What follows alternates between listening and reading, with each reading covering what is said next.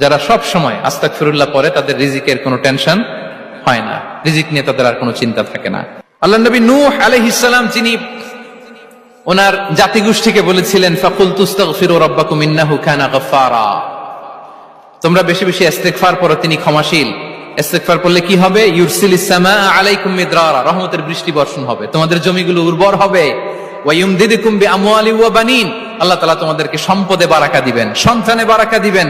ওয়া ইয়াজআল লাকুম জান্নাতিন ওয়া ইয়াজআল লাকুম আনহারা, তোমাদের ফসল ক্ষেতগুলো সবুজ শ্যামল হয়ে ভরপুর হবে, তোমাদের রিজিকে বারাকা নেমে আসবে। তাহলে আমরা যেন বেশি বেশি ইস্তেগফার করি। বিষ্ণু ঈসা ইসলাম বলেছেন মান লাযামাল ইস্তিগফার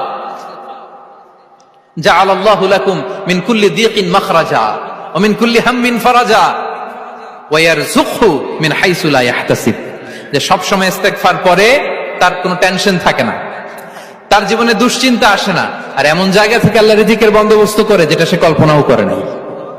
সুবহান।